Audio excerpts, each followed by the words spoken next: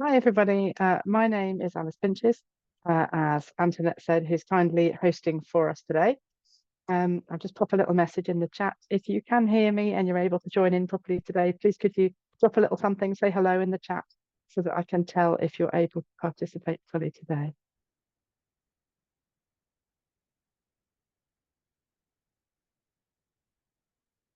This is good. At least some people can hear me because you're saying hi. Fantastic. Thank you. So my name is Alice Pinches. I'm a computer science teacher. I've been teaching this subject for about 10 years now, and this qualification since it was new in 2022. Before that, I was a maths teacher, but that's another lifetime ago. Um, so in addition to teaching this course for my own classes, I also examine for this syllabus as well. So hopefully I can bring a sort of different approaches, different experience to bear today. Um, where are we at? If my slides will move. Oh, my slides will not move. There we go. So while we're working through the slides today, we've got quite a lot of material to cover. Please do ask questions at any time in the chat. Antoinette's monitoring the chat. So if you have difficulties with technical aspects, if you can't find the resources, that kind of thing, Antoinette can help you. And then I'll try and check the chat occasionally as well to see if there's any questions that I can address as we go along. I think that's probably easier than saving them all up for at the end. Obviously, you're welcome to ask at the end. So more questions, the merrier. Let's move along. Um, so this training is designed for teachers who are moving to Pearson. Maybe you've started it and it's new for you this year. Maybe you're considering moving it and you're currently with a different exam board. Antoinette, if you could put the poll live for everybody to participate in, would be really helpful.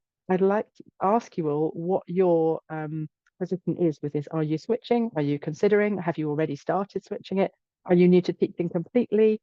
Let's find out who we've got with us today.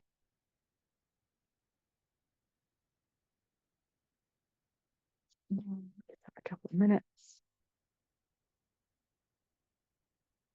Hopefully you can fit in one of these options and that's right for you. If your situation is more complicated, maybe you'd like to describe in the chat.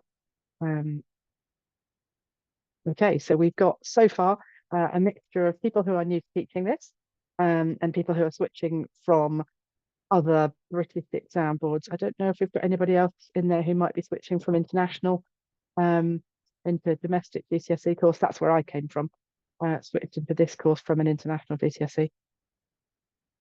Brilliant. Okay, so a real mixture of backgrounds, but it looks like everybody has other people here today who are on the same journey as them.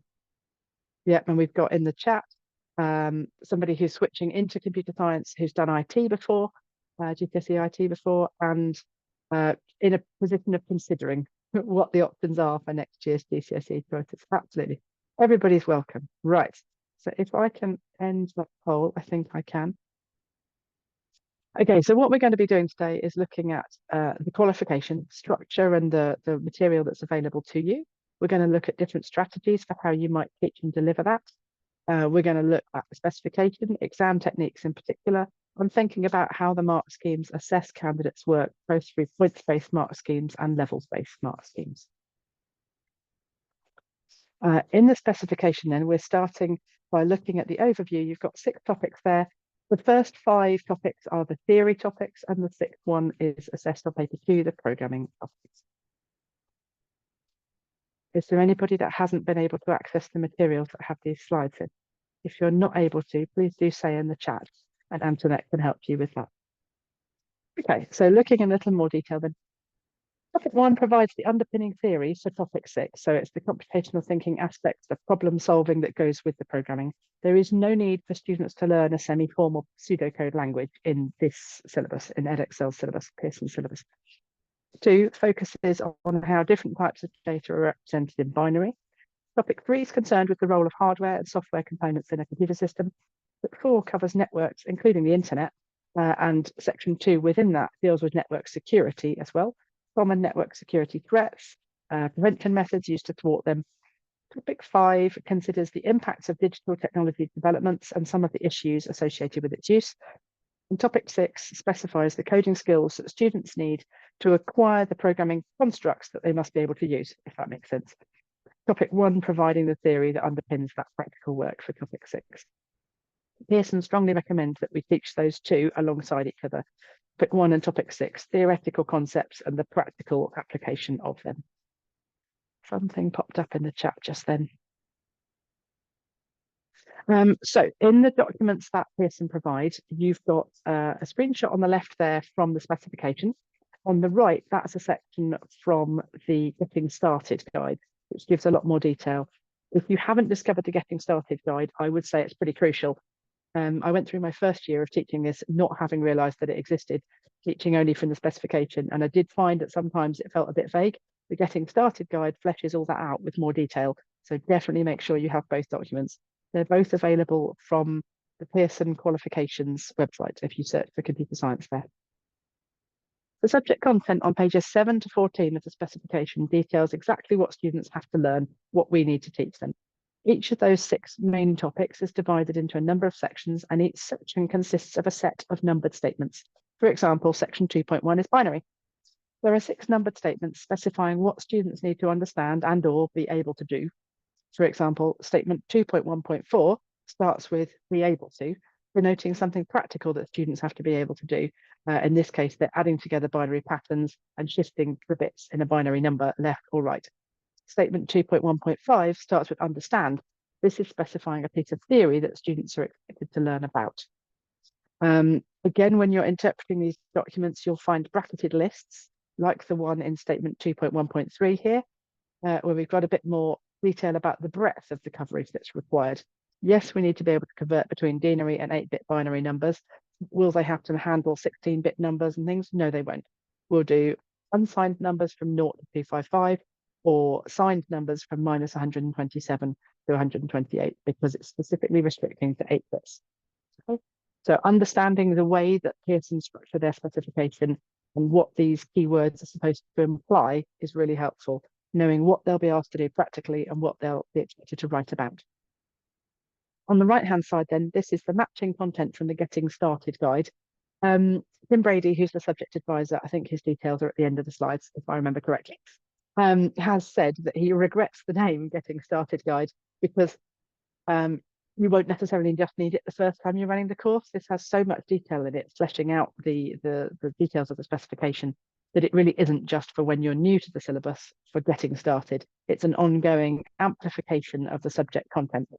It flags up questions in the past or the specimen papers that map to each spec point. So you can see in this screenshot here, we've got some text that's in that kind of greeny blue color, mentioning where you might find examples. SAM is the sample assessment material, and the specimen 2 is one of the, we call them to my students fake pass papers, the specimen papers that were issued to illustrate the style and the difficulty level that we should anticipate in past papers. So there is the sample material that's been approved by Ofqual, and I think now 4 sets of specimen papers. Paper 4 specimen was just published at the start of this term. So there are now 4 sets of those with full mark schemes meant to illustrate for us the detail and the way that mark schemes would be structured. We'll have a little look at the structure of the assessments themselves. The whole course is assessed with 2 examinations at the end. There is a written exam, a traditional paper-based pen and paper theory exam called the Principles of Computer Science. That's worth half of the qualification, 75 marks. And the other paper, the programming exam, is an on-screen exam. You'll often find people referring to it as online, but it isn't online. It's offline. They must have no internet access, but it is live on screen, if that makes sense of the distinction between the two. That one's called the Application of Computational Thinking, but it's a programming exam. And it's worth 50% of the qualification, again, matching 75 marks. It's also worth mentioning that these papers are untiered. There is no higher tier, foundation tier. Each of these papers needs to address all of the grades from grade 1 to grade 9 to have questions that are accessible at every level and allow us to differentiate between candidates working at each of those levels. So if we look down at the assessment objectives then, these are Ofqual approved assessment objectives that apply to every exam board which is offering a computer science GCSE. So these will be the same for all of them. AO1 is the demonstration of knowledge and understanding of the key concepts and principles of computer science. These skills are demonstrated through written responses on paper 1 questions, theory paper questions. The questions that are targeting AO1 require candidates to demonstrate what they have learned about the subject content of the specification. So these tend to be things that you know, things that you understand. AO2 goes a little bit into higher order thinking skills. This is the application of knowledge and understanding of key concepts and principles of computer science. These skills are demonstrated through the application of knowledge to given contexts. So the questions for these could be on paper 1 or paper 2. So you could be applying your programming knowledge by solving questions with it. You could be applying your theory knowledge to a question that has a context, and you have to relate your answer to the specific context of that question rather than just things you've learned. AO3, again, it's a slightly higher order thinking. We're looking at analyzing problems in computational terms to make reasoned judgments, designing, programming, evaluating, and refining solutions. For our course, this assessment objective is only assessed on paper 2, the programming paper, where candidates are required to demonstrate practical programming skills. Okay, at any point, if you do have questions, please something up in the chat. We're going to look specifically at paper 1 then, first of all.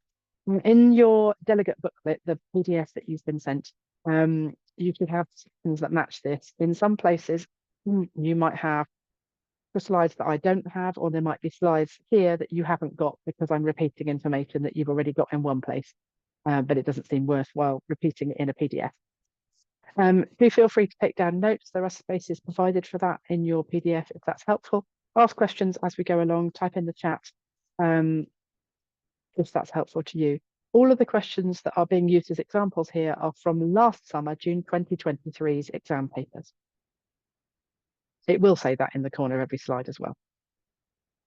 So if we look at paper 1 specifically, the topic-based approach removes the additional cognitive load otherwise required of candidates who may have had to determine first which part of the specification was being tested. What we mean by that is that the candidates will see 5 questions.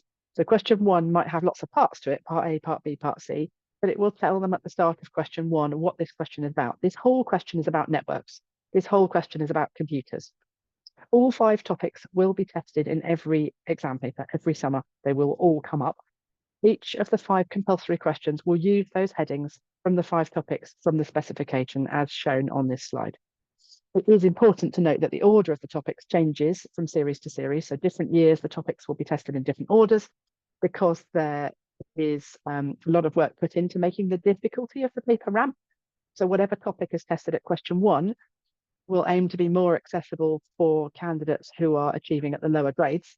Whatever topic is tested at question 5 will be targeting the higher grades, maybe differentiating between the grades 7, 8, 9. So we need to mix up those topics in different years to make sure that we're not always asking the easiest questions about data and the hardest questions about computers. That needs to change in different years so that all of the topics on the specification are tested at different levels over the course of time. There'll be 5 compulsory questions, each on one of the topic areas. The styles of those questions can vary considerably. I'll elaborate a bit more in a second. So we have multiple choice questions and multiple response questions. There will be 4 marks on that somewhere in paper 1. Okay, 4 marks of questions that are either multiple choice or multiple response. It may be 2 of one and 2 of the other. It could be 4 of one and none of the other in 1 year. The command word for that, there is a command word taxonomy document available from Pearson, again on that qualifications section of the Pearson website if you look under computer science. The command word taxonomy lists all of the command words that Pearson can use and will use in their questions with elaboration for candidates as to what is meant by. So when we say explain, how is that different from discuss? When we say state, how is that different from define? And Pearson are quite proud of having a relatively small set of command words compared to some of the other qualifications that have existed in the past or with other exam boards. Not so many different trigger words that candidates need to understand. Multiple choice questions will always be asking the candidate to choose one correct answer from 4 choices, and the choices will always be listed in alphabetical order. So we need to try not to ask, to tell our students not to try and guess, oh, I've already answered A, so it won't be A again. They're in alphabetical order. There's nothing sneaky implied by the order of the options. It will always be 1 out of 4 they have to choose between. Multiple response questions, where the candidate chooses multiple answers, they'll either be choosing the 2 correct options out of 5 options, or the 3 correct options out of 7 options, if that makes sense. So either 2 correct out of 5 or 3 correct out of 7. The language used will always be concise, simple, and unambiguous. The distractors, the erroneous answers, will be of comparable detail and length to the correct answers. They will be terms or sentences that are covered in our specification. They won't be things the candidates have never heard of. They might be common misconceptions, so mistakes that candidates would commonly make. The correct answer will not be possible to work out using logic or the language unless it is the intended construct, if you see what I mean. They can't guess it by going, oh, well, they said an, so it must start with a vowel. The questions will be designed not to allow for that kind of thing. The student shouldn't try to game the system by looking for grammar or the order of options or anything. Questions will be written in positive terms, and they should rely on candidates' ability to pick out negative terms, but should not rely on candidates' ability to pick out negative terms. So it will be asked which of these is an example of. They'll never be asked which of these is not an example of. Again, trying to simplify the language involved to make sure students don't misread a question. As much as possible, we want the question to be really clear, to mean what they think it means at first glance. So if they're in a hurry, if they're nervous, they're not going to be tripped up by the language of the questions. Will never be in negative terms. The options will be in alphabetical order for both multiple choice questions or multiple response questions. And in mark schemes, you've got an example screenshot here from the mark scheme. A mark scheme will show you which is the correct answer, and it will also talk through the others, the distractor options, and explain why they were not correct. Partly to help you with your teaching, partly because we know that students use past papers as part of their preparation. So we want to give as much information as we can so that the past papers, the specimen papers, the sample paper are all useful in your teaching and in students' learning. Okay, nothing in the chat just now. Right, let's move on. The next type of question that features in paper 1 is known as a short response question. And a short open response is an item in which candidates provide information in short structured responses, maybe a word or a short response. They'll usually be worth 1 mark. There could be a 2-mark item, which might be scaffolded, requiring the identification of 2 discrete things. For example, the second one here, they're short responses that are required, but it asks for 2 methods of source code translation. So these aren't necessarily requiring full sentences. We will usually provide 3 blank lines for students to write on per mark allocated to a question, unless, like this, it is just a simple statement required from the response. If there are extended questions, which I'll show you examples of in a minute, they would be given a full page of answer lines. Candidates would then write in the space provided. Examiners are asked to mark positively and will award marks for correct responses, even if they're not in the right space. So sometimes we might see candidates who planned their answer a little bit first, and that used up some of the lines, and then their final answer needed to overspill somewhere else. So if they've used space at the back of the paper, if they've used additional lined paper, that is flagged up when examiners see it. So examiners need to go looking for the other places that candidates might have written. Ideally, we want them to write in the space provided. But if they need to start again because they realize they've misunderstood, examiners will search for that. Using a stem for context. So in this question here, part B, you can see that this is called a stem. A stem has been provided, sort of an introduction to a question. In this case, it's setting the context for part B. This part B applies to .ei and .ii. Algorithms can be written in a high-level language. Okay, so it's introducing candidates to the idea we're talking about high-level languages, and then asking, state what high-level code is translated to, and then methods of source code translation. Okay. Both of these questions will be targeting assessment objective 1, which is the one where they're just showing their knowledge. They're not yet applying it to a context. So there's no requirement here for their answers to be in the context of algorithms can be written in a high-level language. Where candidates see a context given in a question, they should be applying their understanding.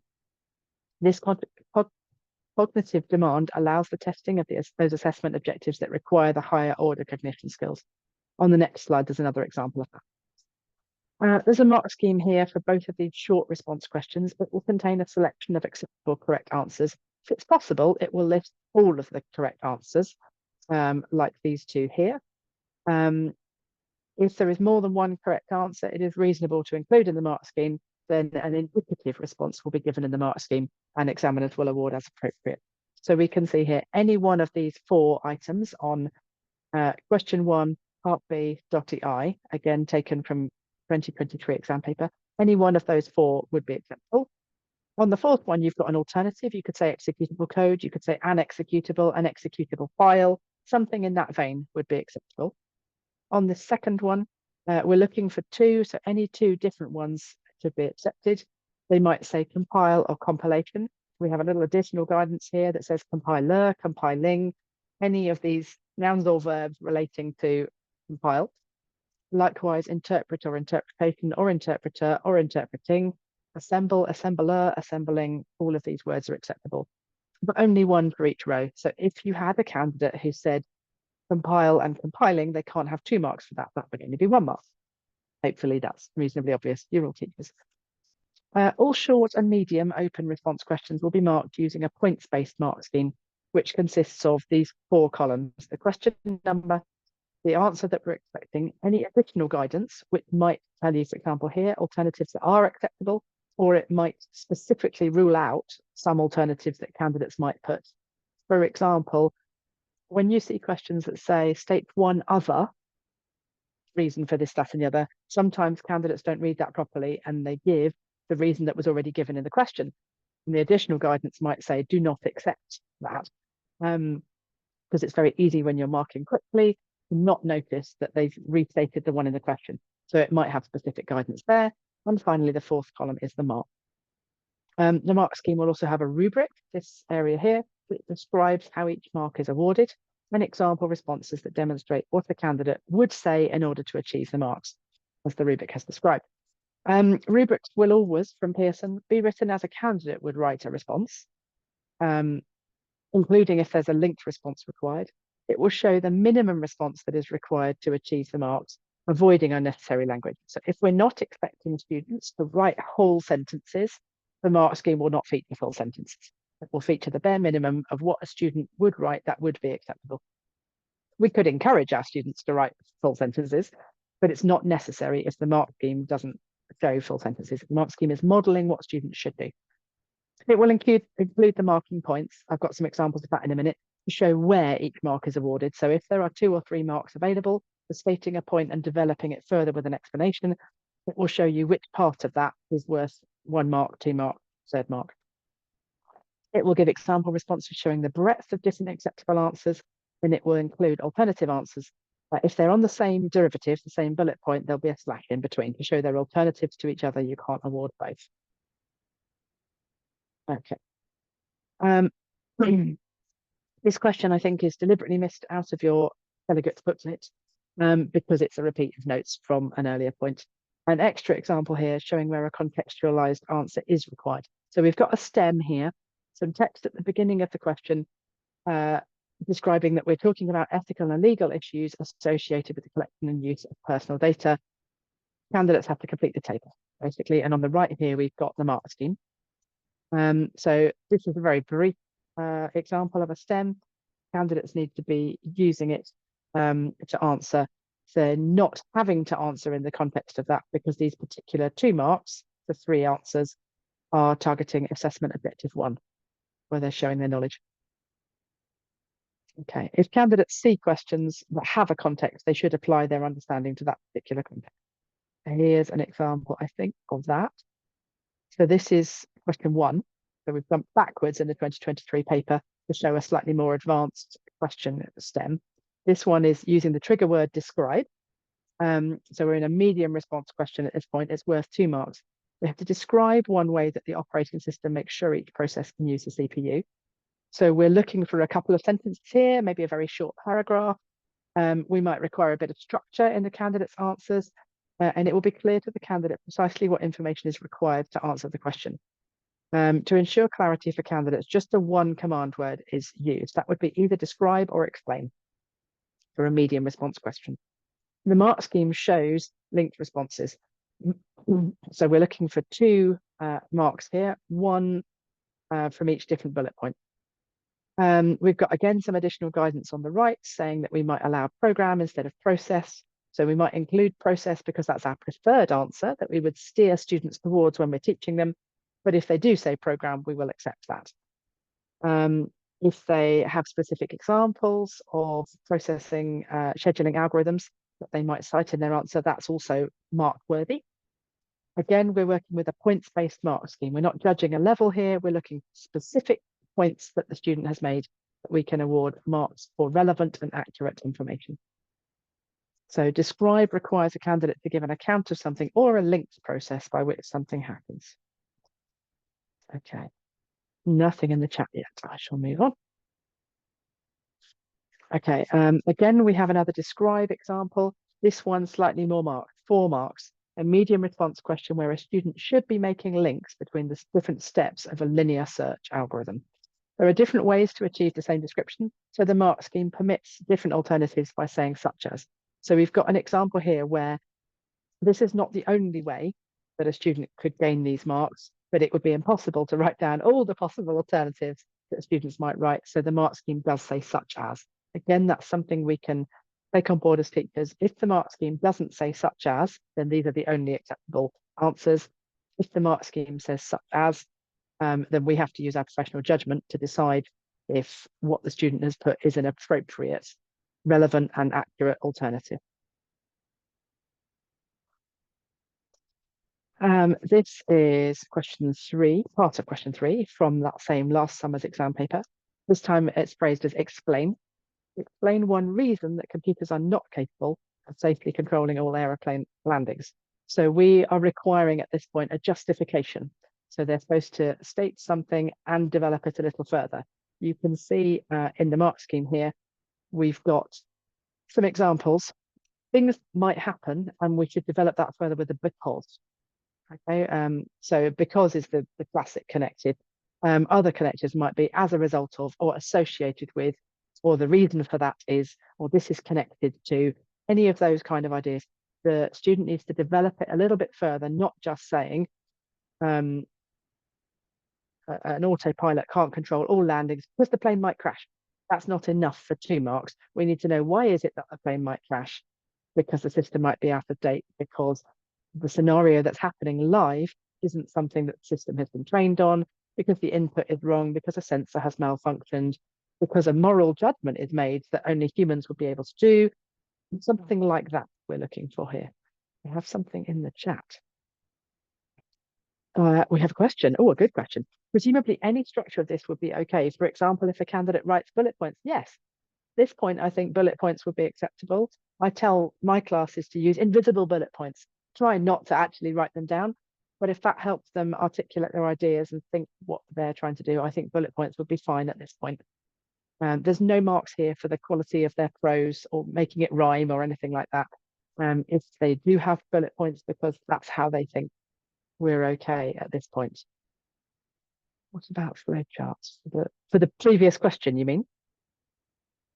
Let me just go back a slide so we can look at the one we think. So if we were trying to describe how a linear search algorithm operates on an unsorted array, that's a very good question. I think describe is supposed to be sentences. I think that one needs to be sentences. Having said that, if they wrote a flowchart with a little bit of a sentence in each box, I probably would accept that, to say, okay, so they've set their sentences out in the form of a flowchart, but I've got enough description in each box that it feels like they could have been brief sentences. I agree. That was my feeling, but I thought I'd ask. Yeah, I think I would err on the same side as you on that one. It's not the theory paper that I mark. I could have been. Okay, where did we get to with our slides? We had looked at that one. Yes, it wouldn't be the easy way to answer. You're right. There are some candidates who think like that, who like to be visual whenever they can, definitely. For me, it wouldn't be the easy approach to go for a flowchart. It would be a lot of extra drawing and it probably would take me longer. But if that means they get something down instead of just missing out, if they find 4 marks of writing intimidating, I'd rather they have a go at it in whatever format that comes to them than they just miss it out. Okay, where have we got to with the slides? Come on, skip. There we go. So moving on then, we've looked at the short responses, we've looked at the medium responses. The obviously alternative that comes next is the extended response question. It will always be 6 marks. There is no 9 marks, no 12 marks, 6 marks. And it will always use the command word discuss.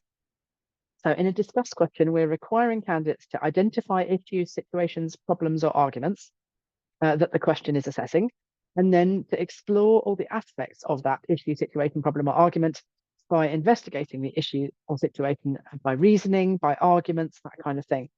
They are expected for this one to produce an extended piece of writing. We wouldn't want to see bullet points here, so invisible bullet points. Having said that, if they wrote one line, rather than flowing in a paragraph, I don't think that's a problem. They are being assessed in the levels-based mark scheme for an argument that flows, so it should go in a logical direction, not jumping willy-nilly all over the place between different points that they're making. We want them to make a point and consider the consequences, and then move on to another point and consider the consequences, preferably in some logical flow. Okay? But again, it doesn't need to be high quality English, really. We're looking for high quality reasoning rather than high quality English, if that makes sense. This was question 4 from that exam paper. This is part of the mark scheme that goes with it. This is assessed at this point by a levels-based mark scheme. So this requires professional judgment from the teacher, much harder for students to mark their own, because they tend to fall into 2 camps, I find. They're either really harsh on themselves and they look at the example indicative content in the mark scheme and they say, oh, I haven't said that or that or that, oh, no marks. And they're not so good assessing, well, that's equivalent, I'm writing at that level. Or they have belief in themselves and they go, that's pretty much what I've said, and they give themselves credit. So I would argue it needs a lot of teaching to teach them to be able to mark their own levels-based mark scheme. And it's quite hard, I think, also for teachers when we move into marking like this. There is only one extended response written question on each paper 1. And according to the slides I've been given today, which I hadn't spotted from the last 3 years, it's always the last item on question 4. I had not spotted that. It's a recognition failure. It will be marked with a level-based mark scheme. So there's not specific points that we're looking for students to say. There is indicative content given, reflects examples of specific points that a candidate might make when answering this particular question. And level descriptors will be given that articulate the related skills that the candidate is expected to show. But the very nature of indicative content means that it's only examples. You don't have, a candidate doesn't have to have said these points to get their marks. It's showing the type of factual content that candidates could answer. If they happen to have personal knowledge in some of these subject areas, or it touches on something they've learned in geography, they might bring to bear other ideas that we weren't expecting, but they're equally valid, if that makes sense. The context given in the question has few links and constructions provided for 2 reasons. All those higher order skills are in the descriptors, okay? That's what's being assessed in the level-based mark scheme. And also we want to get that point across, and the indicative content is not a model answer. It's merely suggestions of the kinds of things that students might write about. Okay, so this would be the levels-based mark scheme. In the specification, we have a sort of a definition of a generic level-based mark scheme showing what level 1 and 2 might be. Level 1, 1 and 2 marks. Level 2, 3 and 4 marks. Level 3, 5 and 6 marks. So a sort of lower grades, middle grades, high grades. It probably is exactly as you imagine. The lower grades, students are mainly relying on the AO1 skills. They're knowing facts rather than applying them very well. They might make a few basic independent points. They're not really developing their points further. There is very little linkage going on. They're not necessarily applying the things they've stated to the context of this question. Moving up slightly into the 3 or 4 marks, level 2, they're starting to demonstrate an adequate understanding of key concepts or principles of computer science and their discussion. They're starting to weigh up pros and cons. They're starting to look at linkages. They're starting to have a line of reasoning. It might not be terribly articulate. It might not be terribly in depth, but they're starting to have that linkage, that reasoning. So the best answers that we're looking for then, 5 or 6 marks. I'm so sorry. Let me get back a slide. 5 or 6 marks start to demonstrate comprehensive understanding. They've got a thorough understanding of this topic and it's well developed. They've got lines of reasoning, coherent, logically structured, and clearly related to the context. Okay. So if we refer back to the attendee who commented in the chat earlier, if they wrote in bullet points, I think that would mean they can't really access 5 and 6 marks because they haven't necessarily got that logically structured argument going. If the order of the points that they've made is logically structured, I don't know that it would matter that bullet points were visible on their page. It's the argument that we're looking for. Have they made points and developed them further? Have they linked them back to the context of the question? The levels-based mark scheme does not change. The levels-based mark scheme is the same from year to year to year. The context of the question will change, and therefore the indicative content that might be a suitable answer will change. The levels that we're looking for is the same in each series, if it makes sense. Are there any questions in the chat at this point? No, that's right. Yeah. Okay. Moving on then. This is a different style of extended response question. So it's still a 6-mark question, requiring them to think more deeply. This particular one was part of question 5. In fact, I think it might have been the very last part of question 5. If anyone recognises it, I think it might have been the last question on that exam paper. It's an extended response, but it's not a written response. The candidate needs to draw a graph for this one.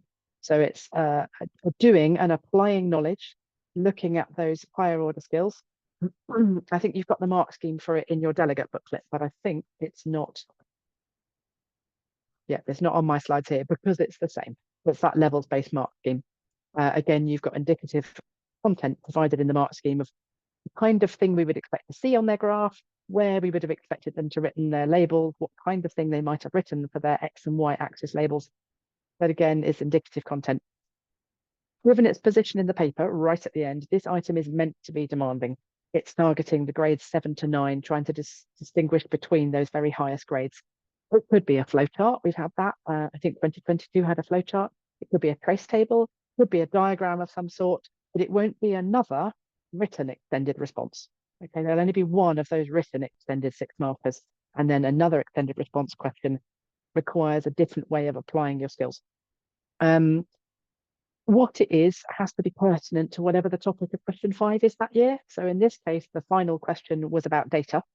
So it makes sense if you're trying to write a deeper, very difficult question about the data topics to do something about sound and its digitization. If it was about issues and impacts, it might be something really different, completely different. The flowchart one I can think of was about the use of buses in the decode execute cycle, if I remember correctly. So taking a difficult concept and asking a developed 6-mark answer with that, but not in a long written format. So are there any more questions at that point about paper 1 that you happen to think of now? If you think of them later, that's fine. Otherwise, we're going to start looking at paper 2. In paper 2 then, I would like to know what you think might be the most difficult parts of programming for GCSE students, or maybe the most difficult part of programming for you to teach. It's not necessarily the same thing for us to deliver and for them to understand. Often I hear people saying they think the file handling, file I/O is one of the hardest topics. Some people will say, oh no, they think it's the 2-dimensional arrays, lists within lists. Maybe you'd like to chip in the chat if you have taught GCSE before, whether it's this course or not, what you find to be some of the hardest parts to teach. Move back again. Sorry. Nothing appearing in the chat yet at this stage. So the emphasis of this part of the qualification is on real-life practical coding skills. We have the on-screen exam so that candidates aren't writing about programming, they're actually doing it in the exam. That means we need to give students lots of opportunity in our lesson to build on their skills and have their skills meshed together across the different topics throughout the delivery of the course. Or we've got a couple of people in the chat confirming 2D arrays for them. Another person says, I am pretty new to this. I've only taught the first block, the first programming block, yet everything's going well at present. Well, that sounds good. I would chime in, even for me, having taught the first block where my year 10s looked at that and went, oh, yeah, we know this. Still, they were a little troubled by the language at times. The idea of assignment, for example, they didn't necessarily know that terminology for things that they understood. The identifier of a variable, that tripped up a few people as well. So for some of them, I think getting the language ingrained right from the beginning, using that language can be tricky, even with those early units. Another comment here says getting weaker programmers to use multiple concepts. Oh, so true. I.e. iteration with selection inside. Yes, nested iteration. That's a really good one as well. Lots of good comments coming in here. Thank you. Within the programming paper, then, we're aiming for a ramp demand, if that makes sense, ramping the difficulty up so that question 1 should be accessible, hopefully, to absolutely everyone. If we've entered them in this qualification, we want them to be able to have a decent go at question 1. Question 6 is undoubtedly harder, but hopefully students will still be able to have a go at it. If they've practiced it, if we've taught them their exam technique, we aim to get to a point where even the weaker students have a go at question 6 instead of leaving it blank. Another comment in the chat here, EAL students understanding the language, very true. They might understand the programming, sometimes the context of a question still causes problems, even when we think they're on safer ground with the programming as EAL students. Thank you, that's a good one. So there are only 2 command words that are used in the programming paper.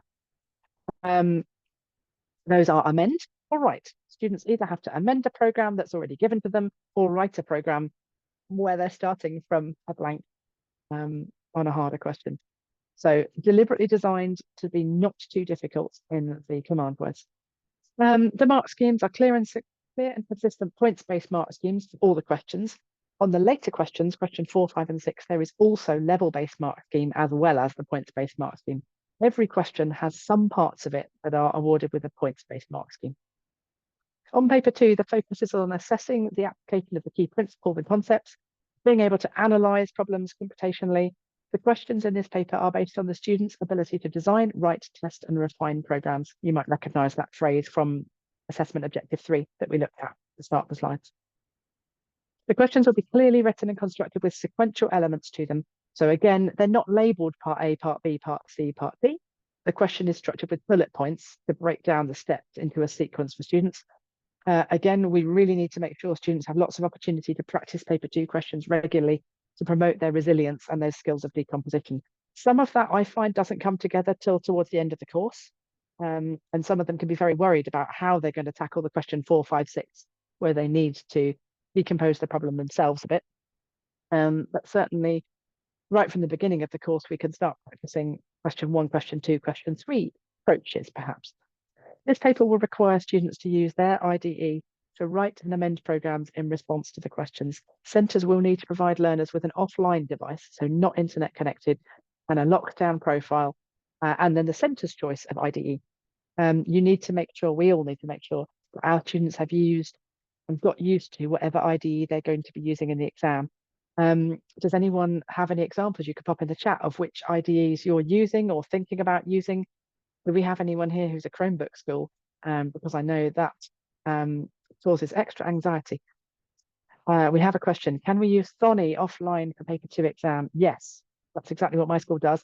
The autocomplete features are permitted. Idle, another example that someone suggested. Yes, lots of these IDEs now. PyCharm is another one that has built-in autocomplete features. They are allowed. It's not AI suggesting what you might want to put in your code. It's very basic and it's completing the spelling of your own variable, for example. I would recommend them. For most of my students, one of the issues that they have is they create a variable with a sensible variable name, height in meters, and then they promptly misspell height or even just spell it differently. It doesn't matter if it's spelled correctly, it just needs to be consistent, doesn't it? So if they create a variable with one spelling of the word height and then later they misspell it, and of course in Python, that's a whole separate variable. So if you've got autocomplete available in your IDE, I would recommend teaching students to use it.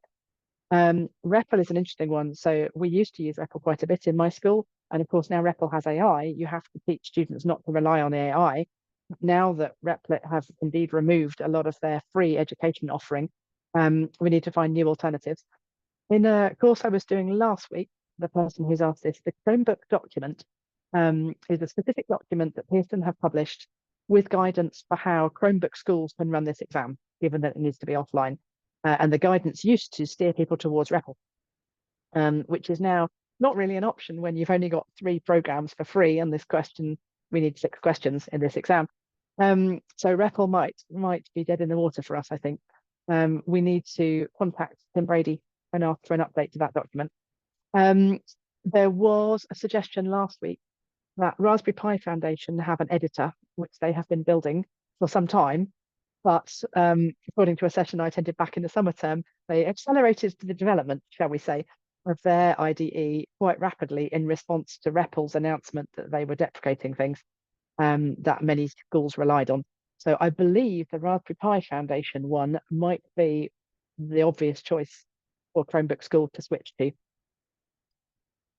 So yeah, REPL is also online. It had a mode that Chromebook schools could use that meant it was valid for the exam. I don't know the details because I'm not one of those schools, but I know that the Raspberry Pi Foundation that they've out is supposed to be compatible. That was one of the features they were trying to tick, so that it would provide an alternative for REPL schools. So that might be a first port of call to investigate. Programmize is online too. Again, it's a really good one. We use it on iPads for students' homework, but I need them to practice in Phonic or PyCharm. Give them a choice, Phonic or PyCharm, so that they'll be able to do exams with an offline editor. But there are other options out there. We need let's all contact Tim Brady and ask him if he can put some statement out, even if there's not a new version of that document for a couple of months yet. If he could put a statement out, say they're looking at it, that would be really helpful. And that something will be in place. Because when do we need to know? January or so, really? To make sure that students have had a good few months practicing with the right editor that they will definitely be allowed to use. Definitely something we need to pursue. Thank you for those comments. So the assessment is on screen, not online. We do need to find some alternative for Chromebook schools. There is a document known as ICE, which is, oh man, what's the I? Something about the conditions of the examination. Oh, I can't believe I've forgotten what the I stands for. That's also on the qualifications area of Pearson. It's a really good document. If you're running this for the first time, I would thoroughly recommend downloading that and having a dig through it. Share it with your exams officer and a technician of some kind in school, because it very clearly sets out what the role is of the exams officer in administering the full exam, and the technician and the teacher. So that's a really important one. Last year, Pearson, and every year so far, Pearson have run a session on conducting the practical examination aimed at exams officers and other people who aren't teacher of computer science as well, that I know my technician found quite helpful. We have a comment in the chat. ICE, yeah, ICE. If you look on the Pearson qualifications area of their website under computer science, you'll see it there. It's called like ICE.pdf or something. And then I think in brackets it says what the IC actually stands for. I forget what the I is. Something to do with conditions of the examination or conduct of the examination or something. Okay. Oh, I just want to highlight one more point from there. At the start of the exam, there will be these 6 questions. There are 6 code files. Some of those will be a lot of code because the question is then going to say amend. Others might have nothing in because the code says write. Even when they are asked to write a program, so far the empty code file has already contained comments which give sections sort of guiding candidates towards finding their global variables here, setting out any sub-programs here. This part here is for the main body of your program. They've always had those comments in, encouraging students to structure their code, steering them towards that. Other things that they have in the exam, then 6 code files and the programming language subset, PLS. They have it as a PDF and they also have it as a paper printout in the exam. The PLS is something I teach with quite a lot, realizing once my students understood what it is, it's a document that sets out all the Python that they would need to answer the exam. If students use other Python, that's beyond the syllabus or something they happen to know about, that's absolutely fine. But if they only knew the Python constructs and keywords and things that are set out in the PLS, they would be able to answer every question in the exam. It's all they need. But if they know extra things, that's absolutely fine. There was a question in the chat. Thank you. Instructions for conducting examinations. There you go. instructions for conducting examinations. That's what the ICE stands for. So the PLS is something that should be already on their computer when they sign in. Basically, on the day of the exam, they'll sign into some kind of specialized exam account that doesn't have all their work from classwork from before, that doesn't have any internet access. And the exams officer will have downloaded those code files on the PLS in the morning from Pearson, and the technician will have pushed those files into every candidate's area so that when they sign in, there they are. They don't have to retrieve them from some magic server or something. The files are just there. They work on them, and then they save. The instructions say separate files. So ideally, they don't save over the original. They save in a separate folder, and they call it question 1 completed.py, question 2 completed.py, and so on. Realistically, if they don't follow the naming conventions, their work will be marked anyway. So long as your technician uploads it to the Pearson portal, it will get marked. Okay. So there's a kind of a key there, I would say, to make sure your technician understands to upload everything they can find, regardless of whether students saved it in the right folder or gave it the correct names. If the technician just pulls all of those files, zips them together and uploads it to the portal, then it will get marked. Okay. Right, what have we got next? So content of paper 2, there are kind of 6 zones again here. The specification content illustrates this practical nature. All of the students should statements in the content start with a verb, which goes on to describe an activity related to programming. There are 6 subtopics. 6.1 refers to using decomposition and abstraction, writing and refining code, converting an algorithm into code, where maybe the algorithm has been given as a flowchart or pseudocode, making programs easy to understand, correcting any errors, evaluating a program's efficiency. 6.2, the one labeled constructs, lists the structural components and constructs that students need to be able to identify and use. 6.3 describes the use of the various data types, data structures, variables, constants, and string handling. It's on the course. 6.4 refers to user input, the use of CSV and text files, and validation. 6.5 identifies all the operators that students should be able to use. And 6.6 covers subprograms, including library routines, functions, procedures, parameters, global and local variables. Please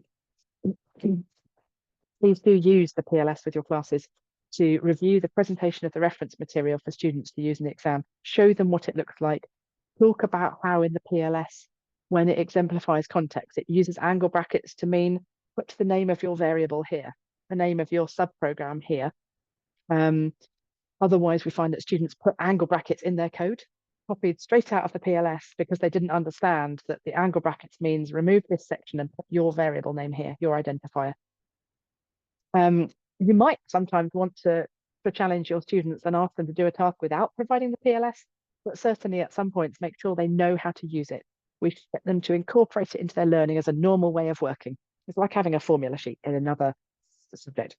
Trying to encourage them that real programmers, professional programmers, look things up. It's normal for a professional to go, I haven't done this for months.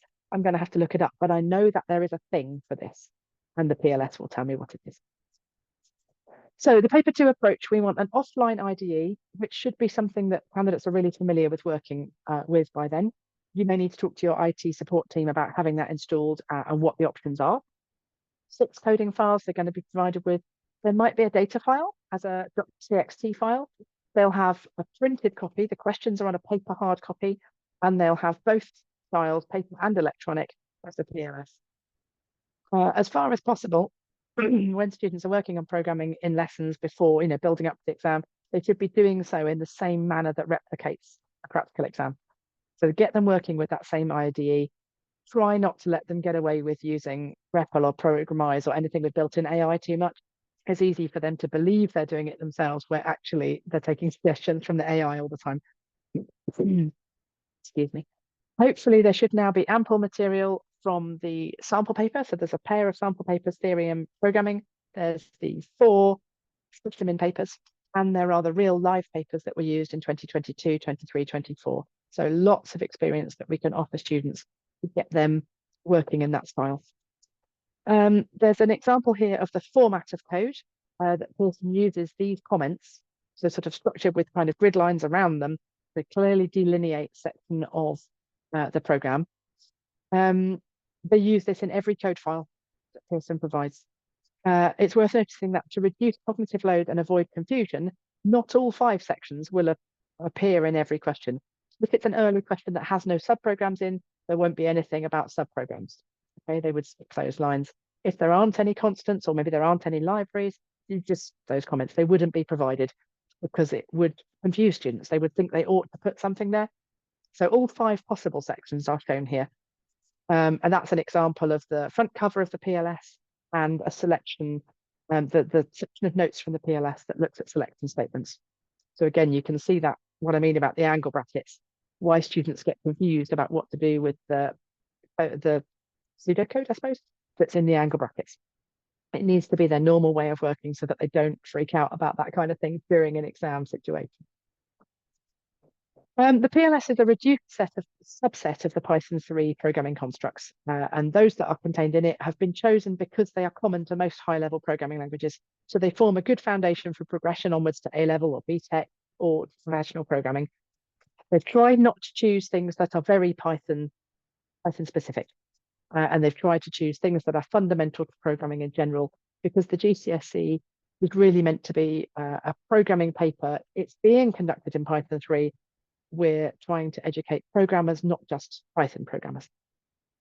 All the questions in paper 2 can be solved using only functionalities presented in the PLS. So we should make sure we introduce everything in the PLS to our students at some point, but then the PLS is provided so that students aren't trying to memorize syntax, the libraries, that kind of thing, because they've got the PLS to fall back on. There is nothing to prevent students from learning more complex constructs or approaches that aren't in here. If you have a student who wants to use dictionaries, for example, in their exam, or if they know some of the other list methods that we don't study, that's absolutely fine. If they need to use, if they do use a valid technique that's outside the scope of the PLS of the exam question, they will be credited with that.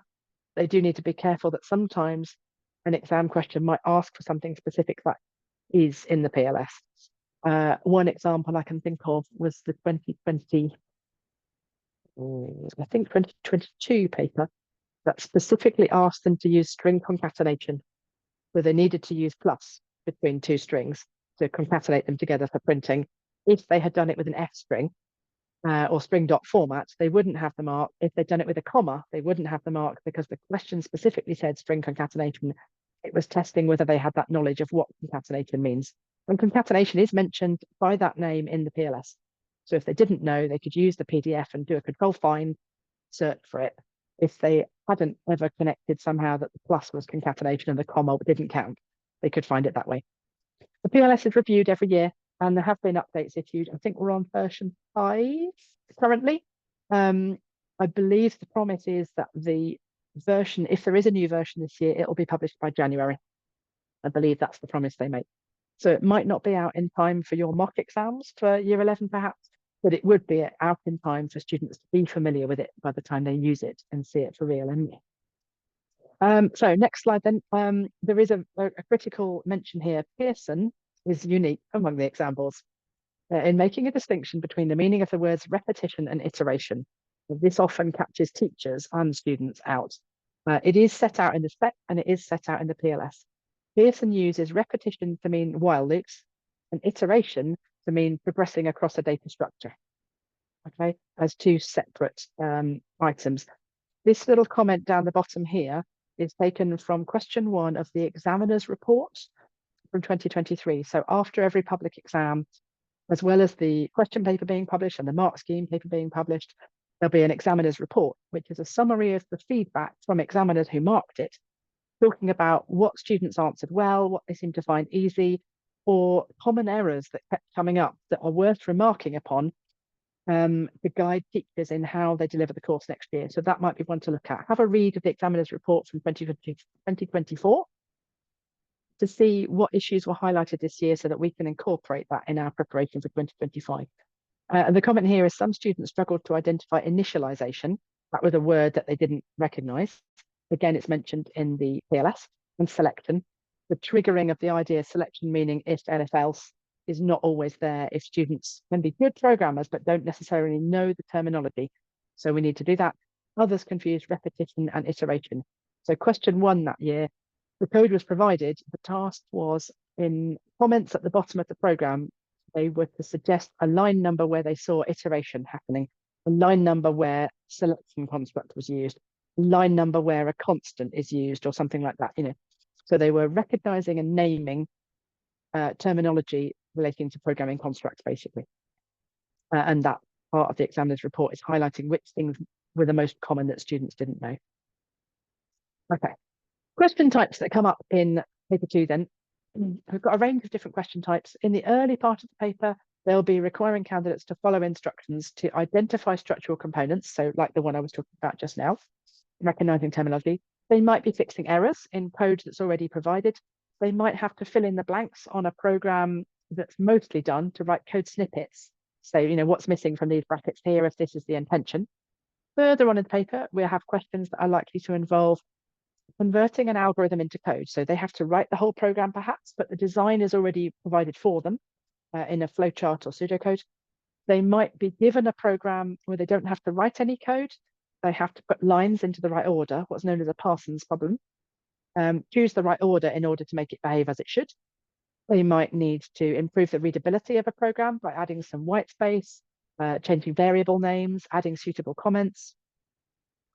Towards the end of the paper, we get these more open questions. For example, in the sample paper, question 5 required students to write a program that calculates values.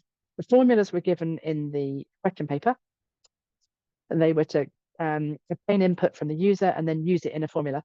To achieve the mark for this question, a student needs to analyze the problem. Excuse me. Then, towards the end of the paper, where is it? I got rid of it. We're going to have longer answer questions. To achieve the marks, then students needed to analyze a problem. That's where I got to. Identify the component parts they needed to work on, the steps. They had to do the design basically themselves. To design, write, and then test the program to ensure it meets the requirements and solves the problem. At the beginning of the paper, they don't need to do anything like that level of high order thinker. They'll be given a program, they're modifying, they're looking at terminology, that kind of thing.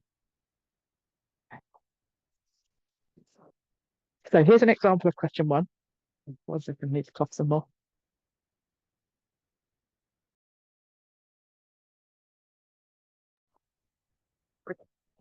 Here's an example of question 1. This is 2023. We have a stem of a program, so a little bit of a description at the beginning, talking about buying ice cream. What a great place to start in May. Setting the context of the program. This was a name the parts, so you can see here the keyword, the trigger word is there, amend the lines at the bottom of the program. And down here on the right-hand side, you've got a screenshot of the program that was provided, the program file. All the comments were written in. They just needed to fill in on the right-hand side a name of a constant used or a line number where selection was used, a line number of repetition was used. This is the question that that line from the examiner's report was referring to.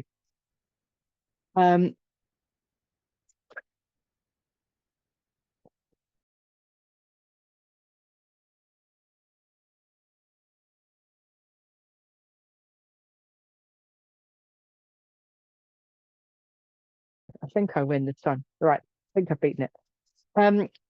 Because we need to familiarize ourselves with all the different question types that could come up. If you look at one exam paper, you might not see all the different types. So do look at several different exam papers to get the measure of the different types. There is a suggested time. It's not a limit. No one's going to tell them they have to move on.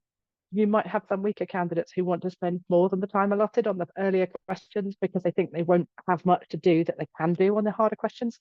We should encourage students to read all the way through to an end of question before starting to answer it. Particularly in this one, for example, it says do not add any additional functionality. So they're not supposed to try and jazz up the program by adding extra features or adding validation or something. It would be a bad use of their time, basically. You might have some good programmers who dislike the lack of validation in this question. They need to move on, to make sure they answer all the questions. This question doesn't require any amendment to the code itself, only the comments at the bottom. But question 1 could require that. Okay, let's have a look at the next one. The mark scheme would look something like this. There is no example or no need for an example of the code for this because they weren't writing code. They were only writing questions, question line numbers, I'll put the words in a bit, or variable names or constant names. We've got marks here for the ones that are acceptable. Worth noticing that if they did edit the code, they were told not to, but if they do, all the line numbers might shift, in which case the examiners have to mark where the line numbers end up. So the code that I was expecting to find on line 10 or 11 or 12 would be acceptable for mark point 1.3. But if they've moved the code, whether on purpose or by accident, I now have to look for that line number that goes with where that code now ended up, if that makes sense. In your candidate pack for this event, I think you've got some examples of student answers.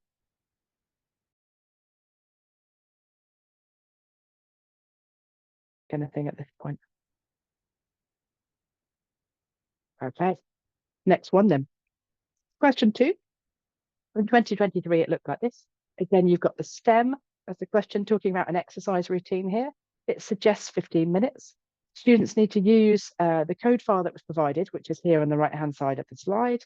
They're amending code. In some cases, they're fixing errors, like here on line 8. We've been told, where's that one? So line 4, we've got another one, didn't even spot that, import random. But it tells them the line numbers that they could be working on, and it tells them what type of error as well, whether it's a syntax error, whether it's an index error, name error, that kind of thing. We need to encourage students to read all the way through to the end. Again, do not add any additional functionality. Don't change the functionality of the code either. So we're not trying to change how the program works or what it does. We're just trying to do as we're told.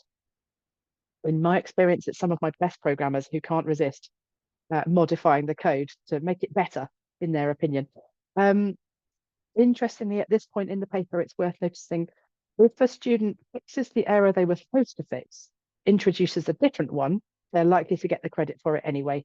So if you had someone here, for example, who sees the missing quotes on line 8 with the push-ups, because you've got quotes on it, perhaps they fixed that, but somehow removed the comma in doing so, that would be acceptable. They fixed the problem that was there, even though they've accidentally introduced a different problem. So suppose they took the brackets out or something. We're only marking what we're expecting to see. We're not penalising if they have changed other functionality of the code. So it's very much benefit of the doubt at this point in the paper. The mark scheme might look like this. Notice the additional guidance. We are asked to award equivalent expressions. So if they do it a different way, we might not have expected, that's acceptable. For example, the push-up one again, if instead of putting quotes around the push-ups, if they took push-ups out of the list so that the rest of the list now worked, that would be acceptable. It's not what we thought they would do, it's not what we meant them to do, but it does fix the error. So we have to award equivalent expressions if they're accurate and they do fix the error. If they have reintroduced a different error by doing something else, then we have to consider whether it's the same type of error, basically. We have an important principle here of do not penalise twice. So if we're positively marking and you've got someone who's repeatedly making the same error, we're trying to only have one mark deducted for that error. That makes sense. I'll see if I can find an example as we go through for this. Here's an example answer of what we might hope to see. For example, we've got random has its spelling corrected here. We've got push-ups with its quotes on. Down here, I think we've got a colon that used to be missing, is now added in. Rand int was missing its parameters, now sorted out, that kind of thing. Okay, so the mark scheme has exemplars like this of the kind of solutions we're expecting to find. Question 3, we've got a stem of a question. Again, we're talking about building materials this time. And it shows the kind of output that we're expecting to see as well. We're looking at a bit more involved question now, 20 minutes perhaps for this, using question 3 and saving their work as question 3 finished. Again, telling students to read all the way to the end, don't change the functionality, don't add any extra functionality. You don't have time to be spending improving, in your opinion, the things that are here. Now, this is a multiple choice question, actually. Students are given what looks like quite a long code file because for each part of the question, they've got 4 options to choose between. Students shouldn't change the order of the line. They should just hit the hat off one of the lines so that that line is now commented in instead of commented out. If they do delete the other lines of code that they think they don't want, it will be fine in the marking. The issue is that if they delete the lines of code, I'm just going to skip ahead and show you that. So if you decide which line of code you want here, choose the correct line to open the file. So we want the one that uses a constant, and I think it was supposed to be in read-only mode, so we might want line 50. They should take the hash out here so that line 50 is now in color part of the program. Ideally, they don't delete line 47, 48, 49, because if they change their mind later, they then haven't got them to change their minds between. If you do train your students to save a new copy of the program and work on the copy, they can always go back to the original file if they need to. So if they deleted the lines and then they realize, actually, I think the one I want was one of the ones I deleted, they could go back to it and post them back in. If they don't do that and they work on the only original copy of the file, they are allowed to ask during the exam. They can ask for technician help to say, please, can you give me the files all over again? Because I have written on them and I would like a clean copy. That's the kind of help they're allowed to ask for during the exam. For my students, this year we created the 6 original files that they're supposed to have, and we already gave them 6 that were labeled question 1 completed, question 2 completed, question 3 completed. We trained them to work on those so that they already have that clean copy that they don't use at all unless they need to fall back on it. We do find some students move the order of the lines around, so they'll take the one that they choose and put it at the top of the 4.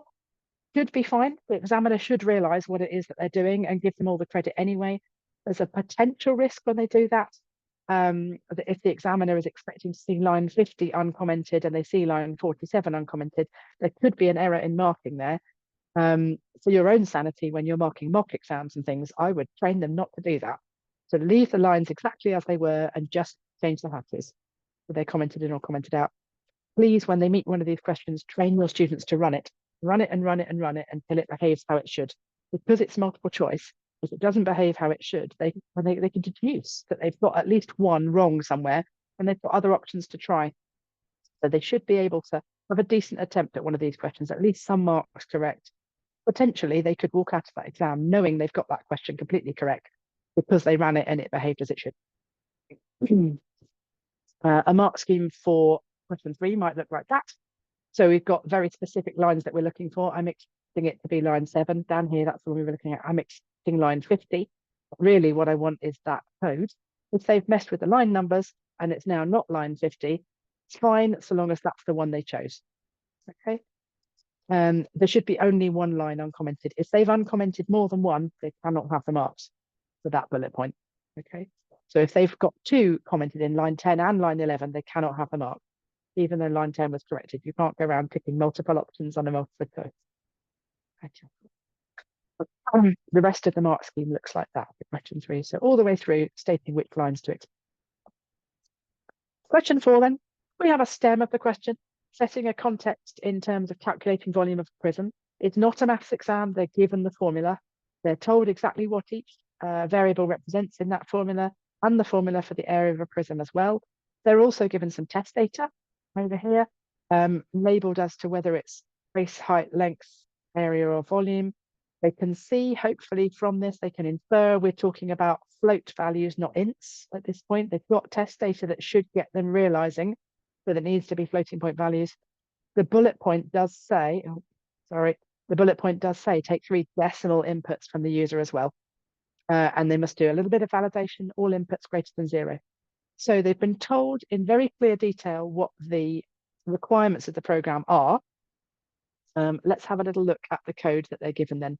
This one is suggested to be 25 minutes. So again, a bit more involved.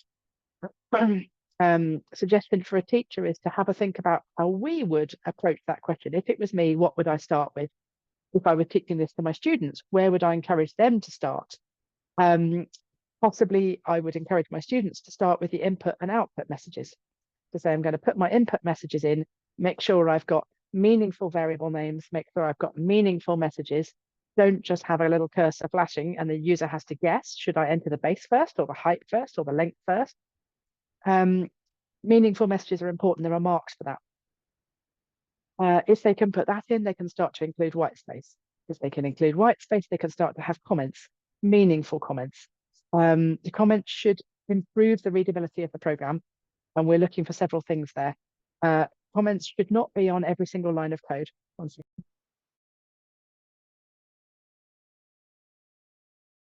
comments shouldn't be on every single line of code. That's considered to be hindering the readability of a program. When a program is absolutely peppered in comments, it becomes hard to see the wood for the trees. So please try not to encourage that. As a guideline, we would like comments on half the lines of code or fewer. Okay, certainly not more than half the lines of code should have comments.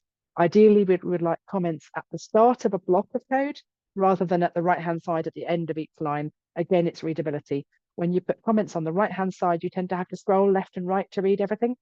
If you put the comments on a line of their own at the start of the block, telling you, loop through each customer and do this, describing what the next 5 or 6 lines of code are going to do, it aids the readability. If you put the comments at the right-hand side or far too many of them, it's disrupting to the readability. Whenever students see in this particular question like this explicit inclusion of test data, you've got specific examples of test data, they can pretty much infer that's what the examiner is going to test their program with. So I'm not suggesting they should hard code it and say, if you get these numbers, print this. It's not what we're looking for, and they wouldn't accredit. But they should imagine that the examiner will test it with that data. Okay.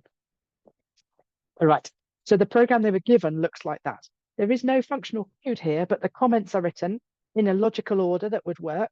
They've got a hint to define some global variables, and they've got that structure for their main program. Notice how those other sections, libraries, constants, have been missed out because they probably don't need them. If you did have a student who structures this with subprograms, would be fine. It's not necessary, but it would be fine. The logic of the program is already provided for you here.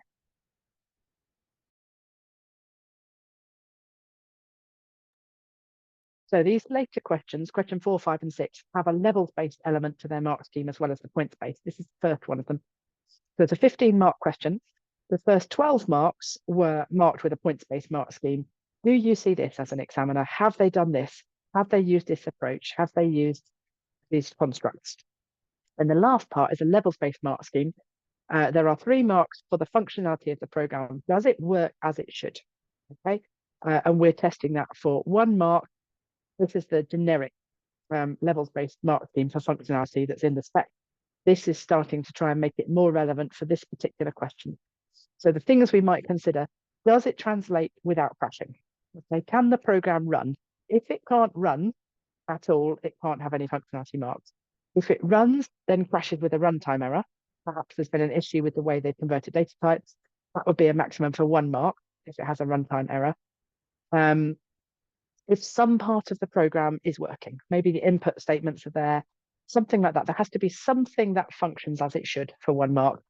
If there is a runtime error, they can't get any more than 1 mark. To get the 2 marks, there should be most things working, but it might not be perfect. So the area might be correct, but the volume might not be. For example, that could be a 2 marks. For 3 marks, it should have no runtime errors and it should work fully, and the output should look like what the question booklet said it should.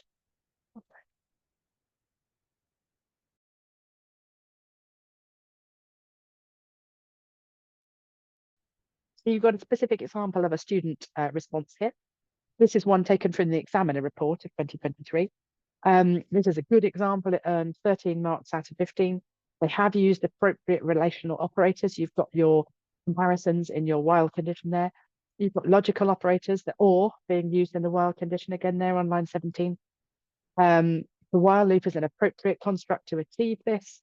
To achieve the validation that's here, we've got the inputs and the outputs. Most things are working here. It ends up with 15 marks. Sorry, 13 of the 15 marks. If we move on, question 5 in 2023 looked like this. So you've got quite a long involved question.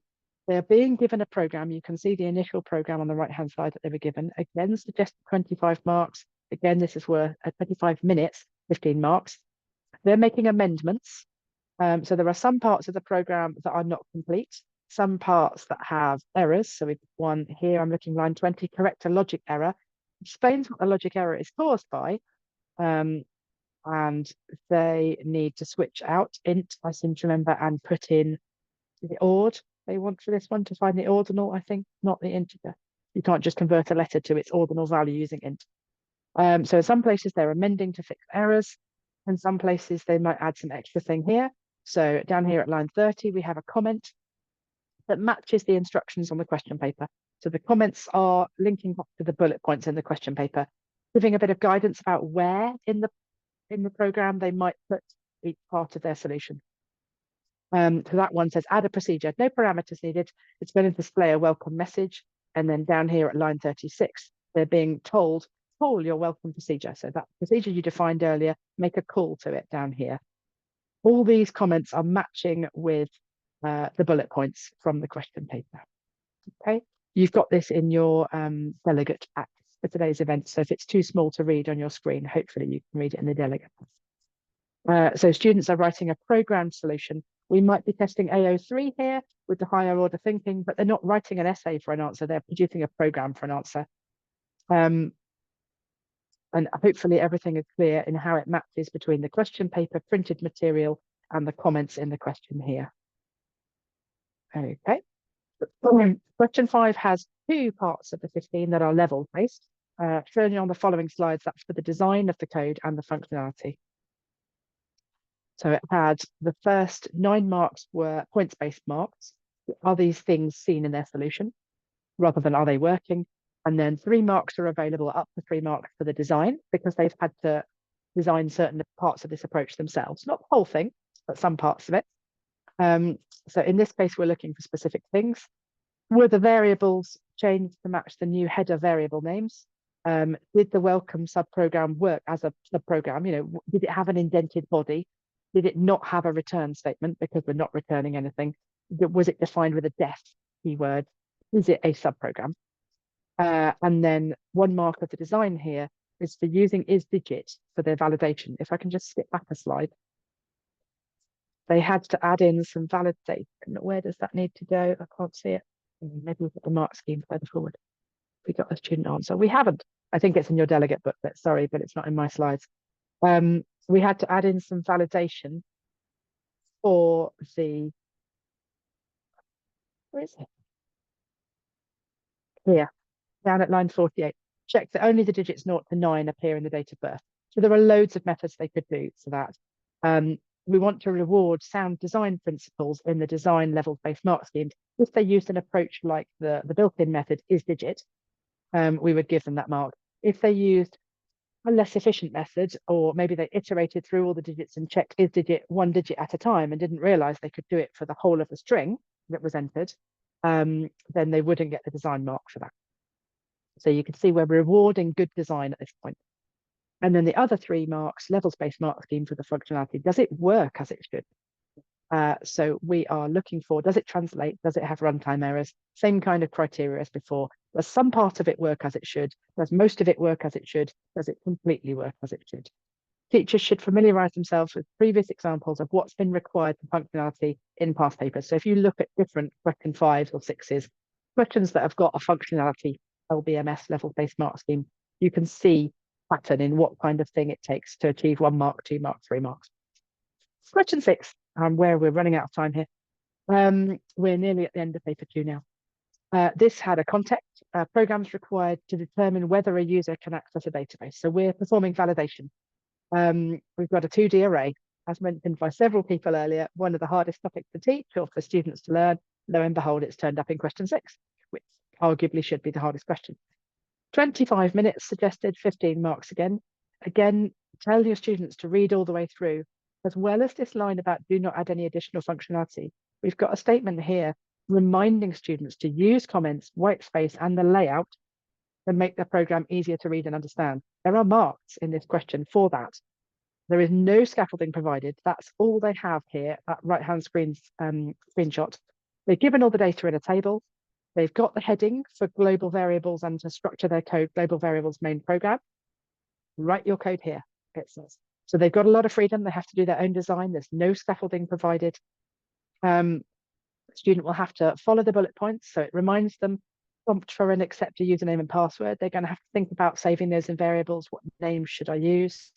They've got some output to display. And then the hardest of all, they've got to do some processing in between. I would say this is where we need to teach our students good exam techniques for computer science. We need to be encouraging students who might find this very intimidating to look for the easy wins. Maybe they can do the input, maybe they can do the output. Maybe that gives them enough code so that then they can demonstrate comments, white space, and layout. At that point, they might be on half the marks for question 6 already. And then they might think, well, it's starting to make sense. Maybe I can attempt some part of the processing.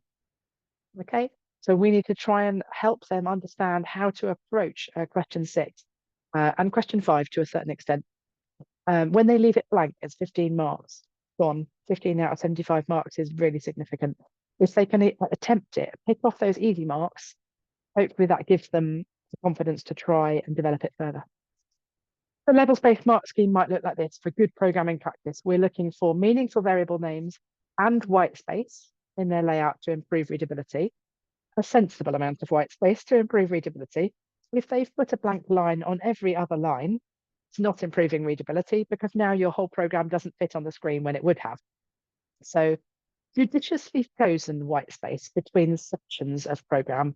Please don't let them get carried away putting masses of white space in. It becomes unreadable again. Some commenting to explain what's going on. Not masses of it, not excessive commenting. It's worth noticing that to achieve even 1 mark, they have to have all of those 3 things. It's a levels-based mark scheme, not a points-based. So it's not 1 mark for variable names, 1 mark for white space, 1 mark for comments. It's 1 mark for some use of variable names and white space and comments, 2 marks for pretty good use of all 3, variable names, white space and comments, 3 marks for demonstrating excellent use. So things like in the level 3, the 3 marks, effective commenting is used to explain the logic of code blocks. If they were writing comments at the end of each line on the right-hand side, they wouldn't get 3 marks. We would want to see comments at the start of a block for 3 marks. Okay. All right, let's move on. The part of the marks, 3 marks for a levels-based mark scheme for solution design because they had to design themselves, 3 marks for functionality. So out of the 15 marks on this one, 9 of the marks are level-based, only 6 of the marks are points-based. But even within that, I would argue the good programming practice marks are attainable even for weaker candidates. If they write some code, then they can put in comments and white space and sensible variable name. Anything else I need to mention here? There are some really innovative examples of student responses. We should accept that. When there's no scaffolding, they will solve it in the way that they notice, the way they think of. Students should be encouraged to spend extended amounts of time working on solutions. That idea of 25 minutes for these 15 marks, probably when they first start, that will take them more like 45 minutes. And they'll get quicker as they get used to it. But we need to give them extended tasks, not just short snippets, to help them get up to speed and confidence with these longer, more involved questions. 1 mock exam, important suggestion here, is unlikely to be enough to prepare well for this paper. Regular practice of each of the previous section 6 questions under timed conditions would be really useful. So you might want to use right through from year 10, start using question 1s and 2s under timed conditions perhaps. And then as you cover different parts of the course, you can move on to the harder questions. Okay, I'm aware we're over time. If you do need to shoot away, please do, but we'll carry on recording anyway. I think you get a link afterwards. The same link that you came into the meeting with will allow you to access the recording. So I'll run through the last little bit. Planning for the qualification itself. So, here's some links. There you go. That qualification section of the Pearson website. There is a mapping document that provides side-by-side comparison between exam boards. The scheme of work, fully resourced. All the lessons are on there, a suggested teaching order. There's a worksheet for every lesson and a possible homework worksheet if you need that for every lesson on there as well. There are links to videos, BBC Bite Size, Craig and Dave, all kinds of materials are brought in at various points with links. Pearson have made a list of other resources as well. Some of them are free, some of them are fee payable. They include Craig and Dave, PG Online, Paul Long, Mission Encodable, John Philip Jones, I think that one's video based, and ED, which is multiple choice questions online. Loads of things listed there that Pearson provide. Do look at the mapping document. It's a really important way to spot things like that Pearson expects students to know about the difference between a kilobyte and a kibibyte, for example, SI units and the IEC units. I think at the moment that's still unique. The other syllabuses are older and don't include that. Pearson's newer syllabus does. So do make sure you check through those if you're switching into this qualification, just to make sure you understand where it might differ from an exam board you've used previously. We have a poll at this point. Antoinette, could you share the poll? The poll is asking if you have some examples, please, of the time allocation that you have in your school for GCSE. And perhaps also I can ask if you've got any ideas in the chat of resources that you've used, whether they're for Pearson or whether they're something you've been using with a different exam board. Do pop that in the chat. Or if you've got a complicated structure in your timetable and you'd rather explain it in the chat, pop that in there. It looks like we've got slightly over half the respondents talking about 5 hours per fortnight of time, slightly under a third talking about 4, and somebody has something else. So I will end that one. Thank you, that's good to know. So a decent chunk of time being used to deliver the course. Let's have a little look in the chat. Oh, 3 hours per week. Oh, hang on, 3 hours per week. No, that's good. That's good. That's even more than the options in the poll suggested. What have we got in the chat? What Pearson resources, someone asks, we shouldn't share with students or are likely to confuse them. I personally have started to, oh, thank you. If you need to leave, that's absolutely fine. You can always click the recording later and you've got the resources in the slides. Thank you for joining us. What Pearson resources are that we should share or shouldn't share with the students? Is there anything that's likely to confuse them? I tend not to give them too many past papers or examiner reports very early on. I do give them an examiner report specifically about a month or so before the exam. Once they hopefully have used mark schemes enough to understand the way that they're written, I think an examiner report can be really interesting, both for boosting a confidence and to make them read it and go, oh, that's me. I also make that mistake. I need to stop doing that. But that could be something that would be quite overwhelming early on. I give my students a copy of the specification, but I don't tend to give them the getting started guide. I don't know why that is. I've never tried it. Maybe they would find that really helpful. Maybe it would just be an enormously long document. I don't think there's anything here that you shouldn't give students, anything forbidden, anything confidential. There are documents with a padlock symbol next to them on that qualifications link. That means that they're not publicly available yet. If you find papers on there, 2024 paper will be one, with the padlock symbol, that should mean that students can't find it anywhere on the internet yet. But that also means if you give it to your students, please give them it as a printed one to work on. Otherwise, if you give it to them as an electronic one, that's how it leaks out onto the internet. And then we have problems when we try to use that kind of thing for our mock exam, but it's already appeared on one of those websites. That can be a problem. So please, if we all do our part to preserve the confidentiality of padlocked resources, that'd be good. We could use them. Don't give the electronic copy, please, for those. Lots of resources are there. Pearson have some links to video resources. Some of these I recognise are videos with Tim Brady doing a walkthrough of the sample paper and the mark scheme for it, talking about how he might approach it and how the marks are awarded. He has a YouTube channel with all of those on as well. His links are coming up in about 7 slides time. Planning for your course delivery. There is a Pearson scheme of work completely for free and fully resourced as well. Others are available, but the Pearson one is free, so it's a great place to start. And you then might modify it to suit your students in your school. The Pearson scheme does follow as suggested, delivering paper 1 and 2 in parallel. So it has a unit of theory, a unit of programming, a unit of theory and programming alternating. 4 hours per fortnight, Pearson suggests, is about the minimum guided learning hours. So that's good that nobody was on less than that. The problem with 4 hours per fortnight is if you find then classes are missing sometimes for trips or other reasons, or people have absence, that can really cut in to the amount of time that we have to deliver. So, 5 hours per fortnight would be nice if we can wangle that in our schools. There is a spreadsheet that maps the scheme of work across the curriculum time available. So it runs approximately in this order. I've tweaked that on my 3rd year through now. I've started to tweak that a little bit because of when our mock exams are and when disruption happens and things like that. But I found it a really very sensible order to work with. Some schools have feedback showing they build in some programming in every single lesson.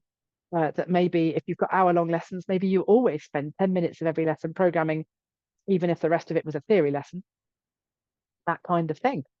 It's about finding what works for you and your students and your confidence levels, really.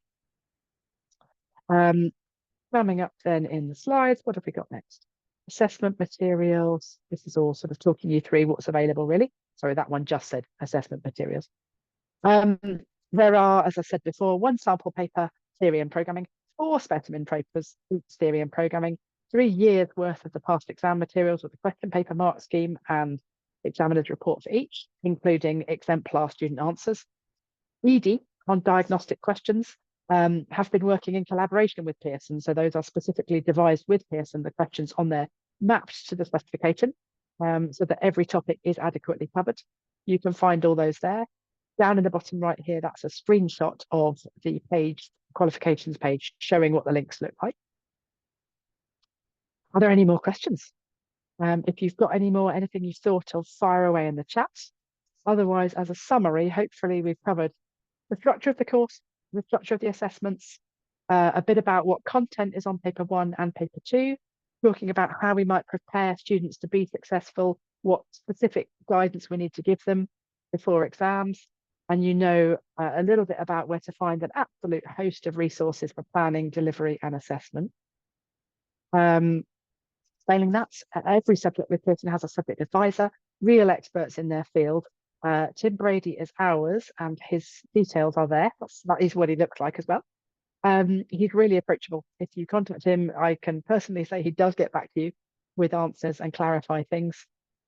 He runs webinars like this at certain points of the year too. He's got a YouTube channel. He's really responsive if you ever need him, and he has a team around him as well. He was originally a teacher himself and a subject specialist, so he understands our issues and our struggles. He is specifically computer science and IT. Okay. We can support with anything from switching exam boards to this or upgrading your own skills if you're moving into teaching GCSE and haven't done that before. Everything to do with setting up for the programming exam as well. If you need him to run a session, talk to your exams officer, things like that, he can do all of that. He's basically brilliant. Contact him if you need him. Otherwise, if you want to find out more, there is a Professional Development Academy. The link is there that has various options available to you. That's the end of the slides I've got. We have nothing new that's appeared in the chat. So hopefully, if you had questions, you've already asked them. Otherwise, fire away now. Thank you so much for joining us. Sorry we've overrun a little, but it's a lot to cover. Thank you for contributing. Thank you for your questions. Thank you to Antoinette for managing all the logistics for us. And I hope you really enjoy the course. I've been loving it so far these 3 years. I hope you feel the same.